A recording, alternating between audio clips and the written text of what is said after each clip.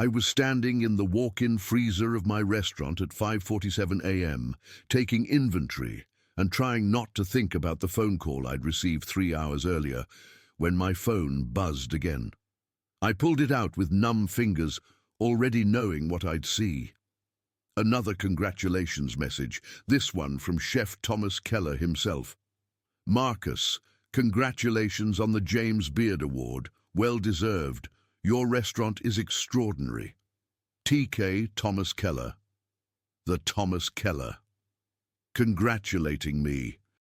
Because last night, at a ceremony in Chicago that I'd barely managed to attend without throwing up from nerves, my restaurant Ember had been named Outstanding Restaurant in the country by the James Beard Foundation, the highest honor in American cuisine. The thing every chef dreams about but almost no one achieves, and my father hadn't called. Not after the nomination was announced 3 months ago, not after we'd won Best New Restaurant 2 years ago. Not in the 5 years since I'd opened Ember, transforming a former auto body shop in Atlanta into what food critics were now calling the most important restaurant in the South. Radio silence. Complete and total silence from the man who told me when I was 17 that real men don't cook, that culinary school was a waste of money, that I was throwing away my future to play with food like some kind of housewife. I finished my inventory count on autopilot. My mind stuck in that argument from 12 years ago. I could still see the look on Dad's face when I'd told him I was turning down the football scholarship to Georgia Tech. Full ride, engineering program, everything he'd dreamed of for me since I was old enough to throw a ball. "You're doing what?" he'd said, his voice dangerously quiet. "I'm going to culinary school. The Culinary Institute of America accepted me. I got a partial scholarship. I can work to cover the rest." Culinary school. He'd said it like I'd announced I was joining a cult. "You're giving up a full ride to Georgia Tech, to study engineering, to have a real career, to go to cooking school." "It's what I want to do, Dad. It's what I've always wanted to do. What you've always wanted to do is cook dinner for your mother and mess around in the kitchen on weekends.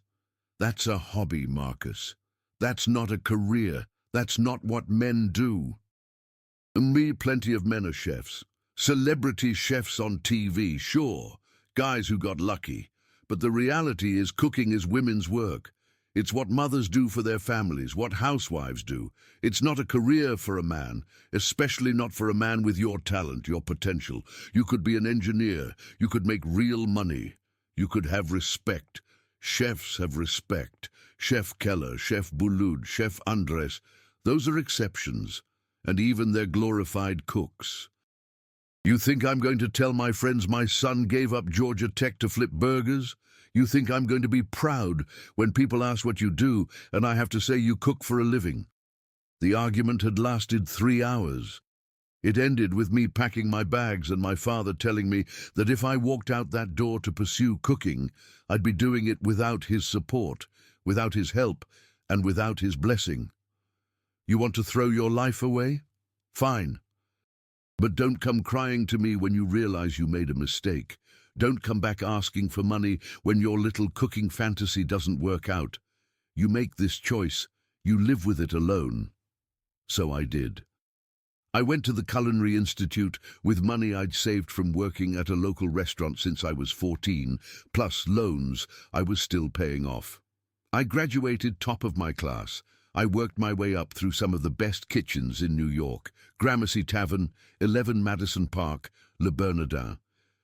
I learned from legends.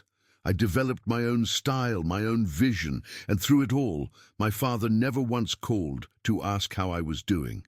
My mother would update me on him during our phone calls, always when he wasn't home, always in hushed tones, like she was betraying him by maintaining contact with me. "He's proud of you, even if he won't say it," she'd insist. "He keeps the articles about you that I cut out from magazines. He just doesn't know how to admit he was wrong." But keeping clippings in a drawer wasn't the same as calling your son. It wasn't the same as showing up to his restaurant. It wasn't the same as saying, "I'm sorry I told you that real men don't cook," when you've clearly built an extraordinary career doing exactly that. I left the walk-in and headed to my office, a converted storage room that still smelled faintly of motor oil from the building's previous life. My phone was exploding with messages now. Friends, family, other chefs, food writers, even a few celebrities who'd eaten at Ember. Everyone wanted to congratulate me, to celebrate, to bask in this incredible achievement. Everyone except the one person whose acknowledgement I'd been chasing for 12 years. My sous chef, Adrian, knocked on the office door. "Chef, the prep team is here." "You want to do the meeting now, or do you need a minute?" I looked at my phone one more time. Still nothing from Dad, then put it face down on my desk. "Let's do the meeting. We have a full book tonight and we need to be perfect. If people are coming because we just won the Beard Award, we need to show them why we deserved it." The day passed in the familiar rhythm of restaurant work. Prep, taste, adjust, prep more, crisis management when the fish delivery was 2 hours late, problem solving when the new pastry chef had questions about plating. By the time service started at 5:30, I'd successfully pushed thoughts of my father to the back of my mind where they belonged, until 7:15, when Adrian appeared at the pass looking uncomfortable. "Chef, there's a situation." "What kind of situation?" "Table 12. They asked to speak to you. Said it's personal." I looked at the expo board. Table 12 was a four-top, still on their appetizers. "Did they say what it's about?" Adrian hesitated. "It's your parents, your dad and mom. They're here." The spoon I was holding clattered against the counter. "What?" "Your parents are at table 12. Your mom made the reservation under her name. I didn't realize until they were already seated and she mentioned she was your mother." My first instinct was to refuse. To stay in my kitchen where I was in control, where I knew what I was doing, where my father couldn't tell me I was wasting my life playing housewife. But I was also a professional, and these were customers in my restaurant, even if they happened to be the parents who'd disowned me. "Give me 2 minutes," I said, wiping my hands on my apron and trying to calm my racing heart. I walked out into the dining room, all exposed brick and Edison bulbs, and carefully curated industrial chic that somehow felt both elegant and comfortable. Table 12 was by the window, and I could see them before they saw me.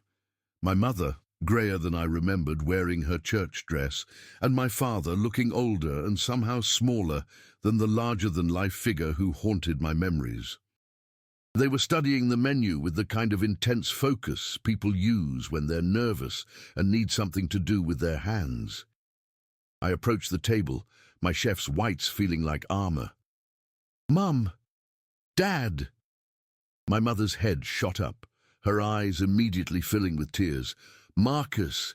Oh, honey, look at you. You look so good, so professional, so—" "What are you doing here?" I asked, my voice more flat than I'd intended.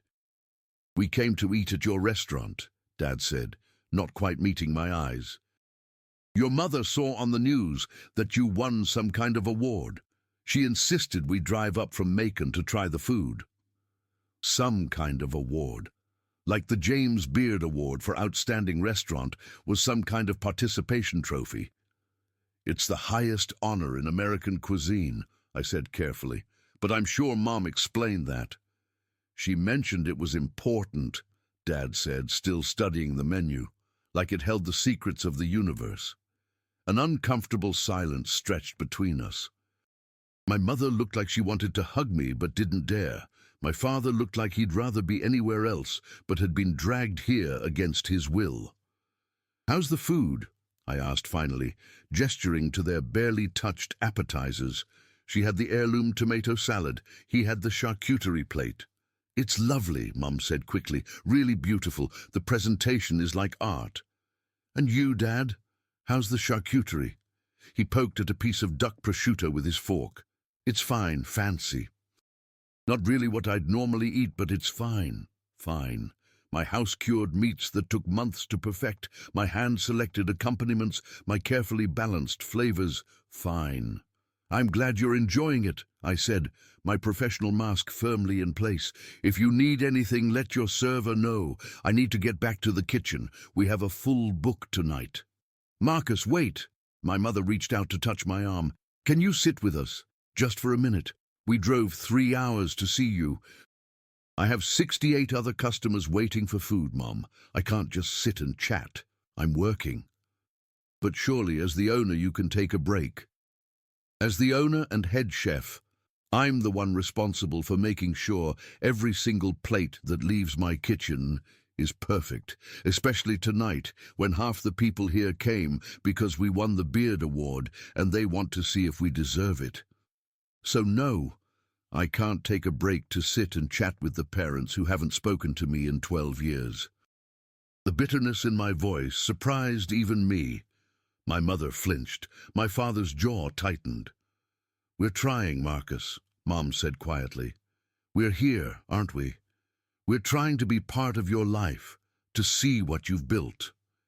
You're here because I won an award, because it was on the news and you couldn't ignore it anymore. You're not here because you wanted to support me, or because you were proud of me, or because you missed me. You're here because now it's socially acceptable to acknowledge that your son is a chef. That's not fair, Dad said, finally looking at me. Isn't it? Where were you when I graduated from culinary school, when I got my first sous chef position, when I opened this restaurant 5 years ago, when I won my first James Beard nomination, when I won Best New Restaurant? Where were you for any of that? Dad's face was red now, that familiar flush that meant he was getting angry. You made it clear you didn't want us in your life. You chose cooking over family. I chose cooking over your approval, I corrected. There's a difference. And you made it clear that if I chose cooking, I wouldn't have a family. So I built a new one. From my staff, from other chefs, from people who actually supported what I was doing instead of telling me real men don't cook. I never said that. Yes, you did. When I was 17 and told you I was going to culinary school instead of Georgia Tech, you said real men don't cook, that it was women's work, that I was throwing my life away to play housewife. Do you remember that? Because I remember it every single day. My father opened his mouth, closed it, looked away. My mother was crying silently, dabbing at her eyes with her napkin. I need to get back to my kitchen, I said. Enjoy your meal. It's on the house. Consider it my congratulations to you for finally deciding your son was worth acknowledging. I walked back to the kitchen before either of them could respond, my hands shaking with anger and hurt and something else I couldn't quite name. Adrian took one look at my face and directed the line cooks to give me space. I threw myself into service with more intensity than usual, finding refuge in the familiar rhythms of cooking. Fire, sear, plate, taste, adjust. The kitchen was my sanctuary, the place where I was in complete control, where the rules were clear and mastery was possible. My parents' table moved through courses. I watched on the camera feed we used to monitor the dining room. Mom trying to make conversation, Dad eating in silence, both of them looking increasingly uncomfortable as the meal progressed. Good. Let them be uncomfortable. Let them sit in my restaurant and taste food that critics compared to Keller and Boulud, and realize they'd told me this was women's work, that real men don't do this. Their entrees went out. She'd ordered the duck. He'd gotten the short rib. I'd personally prepared both plates, making sure they were perfect despite my anger, because I was a professional, and my job was to feed people excellent food, regardless of my personal feelings about them. Service continued. More plates, more orders, the controlled chaos of a busy kitchen, humming along perfectly. This was what I was meant to do, what I'd always been meant to do, regardless of what my father thought about it. Around 9:30, Adrian approached again. They're asking for you again. Your parents, they're on dessert now. Tell them I'm busy. I did. Your dad said he's not leaving until he talks to you. I closed my eyes, counted to 10, reminded myself that losing my temper in front of my staff wasn't professional. Fine, tell them I'll come out when we close the kitchen. At 10:45, after the last dessert had been plated and the kitchen was starting cleanup, I finally walked back out to the dining room. Most of the tables had cleared out, but my parents were still there, coffee cups empty, clearly waiting. I sat down without being invited, my exhaustion making me less guarded than I should have been. "You wanted to talk?" Dad cleared his throat. "The food was excellent, really excellent. I've never tasted anything like it." "Thank you." "And this place? It's impressive. How many seats?" 68. "Full every night. We're booked 6 weeks out, usually. Tonight we had some walk-ins because people heard about the Beard Award." He nodded slowly, processing this. "Your mother tells me you've won several awards, that food critics come from all over to eat here, that you've been featured in national magazines." "That's correct. And you built all this yourself, without help from family money or connections?" "I built it with talent, hard work, and people who believed in me when it mattered. So yes, I built it myself." Mom had been quiet, but now she reached across the table to take my hand. "We're proud of you, Marcus. We've always been proud of you, even when we didn't show it." "That's not true, and you know it, Mom. Dad told me he was ashamed to tell people I cooked for a living, that it wasn't a real career, that real men don't do this." I was wrong. Dad's voice was so quiet, I almost didn't hear him. "What?" I was wrong. He looked up, finally meeting my eyes. "I was wrong about cooking being women's work. I was wrong about it not being a real career. I was wrong about you throwing your life away. I was wrong about all of it." The admission hung in the air between us. "I was afraid," he continued, his voice rough. "My father, your grandfather, he used to tell me that men who cooked were soft, were less than, and I internalized that. I believed it. And when you wanted to go to culinary school, all I could think was that you'd be mocked, that people would look down on you, that you'd struggle and suffer because of my father's backward beliefs that I'd adopted as my own." He picked up his coffee cup, realized it was empty, set it back down. "But you didn't struggle, you didn't suffer, you thrived, you built something extraordinary, you became one of the best chefs in the country, and I missed all of it because I was too proud to admit I was wrong, too stubborn to apologize, too afraid of confronting my own prejudices." "You could have called," I said, my voice breaking slightly. "Any time in the last 12 years, you could have picked up the phone and said you were sorry." "I know. I should have. But the longer I waited, the harder it got. How do you apologize for 12 years of absence? How do you tell your son that you rejected him for following his passion because you were too ignorant to see its value? I didn't know where to start, so I just didn't start, and that was wrong too." My mother was crying again, nodding along with his words. "We saw you on the news last night," she said, "accepting that award, looking so confident and successful and happy, and your father turned to me and said, 'I destroyed my relationship with my son over something I was completely wrong about. I need to fix this.' So you drove 3 hours to eat at my restaurant." "We drove 3 hours to apologize," Dad corrected, "to tell you that you were right and I was wrong, to tell you that this," he gestured around the restaurant, "is incredible. That you're incredible, that I'm sorry I ever made you feel like cooking wasn't a worthy profession, that I'm sorry I told you real men don't cook when clearly real men do this." He pulled something out of his jacket pocket, a worn magazine article, the pages soft from being handled many times. It was from Bon Appetit from 3 years ago, a profile of me titled, "The South's Most Exciting Young Chef." "I've read this probably 100 times, he admitted.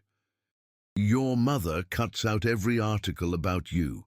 We have a whole scrapbook. We follow all the food writers on social media who mention you. We've watched every interview you've done on TV. We've been following your career from a distance because I was too ashamed to follow it up close. Why were you ashamed? Because I was wrong about you, wrong about cooking, wrong about what makes a man successful. And admitting I was wrong meant admitting I'd wasted 12 years being proud instead of being present. It meant confronting the fact that I'd missed my son's entire adult life because of my own ignorance. He set the article on the table between us. I can't get those years back. I can't undo the things I said or the hurt I caused. But I'm here now, and I'm asking, begging, for a chance to do better. To be the father I should have been from the start. To support you instead of judging you. To be proud of you instead of ashamed.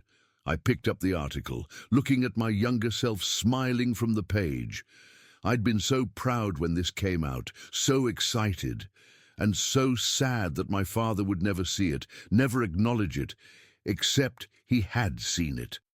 He'd read it 100 times, he'd kept every article. He'd been proud from a distance, even if he couldn't be proud publicly. It wasn't enough. It didn't make up for 12 years of silence. But it was something. I don't know if I can just forgive you, I said honestly. You hurt me badly for a really long time. You made me feel like I had to choose between being myself and having a family. You made me doubt myself even when I was succeeding. You weren't there for any of the important moments. I know, Dad said, and I'm not asking for immediate forgiveness. I'm asking for a chance to learn about your life, to meet your staff, to understand this world you've built. To be present going forward even though I wasn't present in the past. I looked at my mother, who was nodding encouragingly, clearly desperate for reconciliation. Then back at my father, who looked older and sadder than I remembered, but also sincere in a way I'd never seen before. I'm opening a second location in Charleston next year, I said finally. If you want to be involved, not financially, but as family, you could come to the opening. Meet my team. See what I'm building. Dad's eyes lit up. We'd love that. We'd be honored. And maybe, I hesitated, then pushed forward. Maybe you could come back here sometime, when it's not crazy busy. I could show you the kitchen, explain what we do, help you understand this world you thought was beneath me. I'd like that, Dad said, his voice thick with emotion. I'd like that very much. We sat in silence for a moment, the weight of 12 years slowly starting to lift. It wasn't resolution. That would take time, maybe years, but it was a start. The short rib was incredible, by the way, Dad said suddenly. I've never tasted meat that tender. How do you do that? And just like that, I found myself explaining my cooking technique to my father. The braising process, the spice blend, the reduction I used for the sauce. He listened intently, asking questions, genuinely interested in understanding something he'd once dismissed as women's work. My mother watched us with tears in her eyes, clearly relieved that this conversation hadn't ended in disaster. By the time they left at midnight, Dad had asked about my training, my influences, my future plans. He'd asked to schedule another visit. He'd asked if it would be okay to tell his friends about my restaurant, about the award, about his son, the chef. Tell them whatever you want, I said. Just make sure you also tell them you were wrong about cooking being women's work. Tell them real men do cook. Tell them your son proved you wrong about everything and you're grateful he did. Dad smiled, tentatively, but genuinely. I'll tell them exactly that. After they left, I sat alone in my restaurant, the dining room dark except for the ambient light from the street. Adrian stuck his head out from the kitchen. You okay, chef? I don't know, I admitted. My dad apologized after 12 years of silence. He wants to be part of my life again. And I don't know if I'm ready for that, but I also don't know if I want to say no. What do you want to do? I thought about the James Beard Award sitting in my office, about the restaurant I'd built from nothing, about the life I'd created despite my father telling me it was impossible. I want to give him a chance, I said finally. Not because he deserves it, but because I deserve to find out if we can have a relationship as adults. If he can see me as successful instead of as a disappointment, if we can move past the hurt and build something new." Adrian nodded. "That's brave, chef. Or stupid. Maybe both. Usually is." I laughed despite myself. "Get out of here. Go home. We have brunch service tomorrow and I need you sharp." After Adrian left, I walked through my empty restaurant, touching tables, straightening chairs, taking in the space I'd created. This place was my answer to everyone who'd ever doubted me. My father, my grandfather's ghost. Every person who'd ever suggested cooking wasn't a real career. I'd won the highest honor in American cuisine. I'd built a restaurant that food critics called extraordinary. I'd proven that real men do cook, and they do it excellently. And now my father knew it too. He'd tasted it, seen it, acknowledged it. He'd apologized for being wrong. It wasn't enough to erase 12 years, but it was a start. And maybe, just maybe, it was enough. My phone buzzed one more time. A text from a number I hadn't had saved but recognized anyway. Dad's. "Thank you for giving me a chance. The food was extraordinary. You were right about everything. I'm sorry it took me so long to see it." "Dad." I saved his number in my phone, and I texted back, "Come back next month. I'll teach you how to cook something. Real men should know how." 3 dots appeared immediately. Then, "I'd love that, son. I really would." I locked up the restaurant and walked out into the Atlanta night, feeling lighter than I had in years. I'd won the James Beard Award. I'd reconciled with my father. I'd proven that real men do cook. And tomorrow I'd do it all again, because that's what chefs do. We show up, we cook, we create, we feed people, regardless of who doubts us, regardless of who tells us we can't. We cook, because we're real men and real women and real people who found their calling. And no one, not even fathers with outdated prejudices, can take that away from us.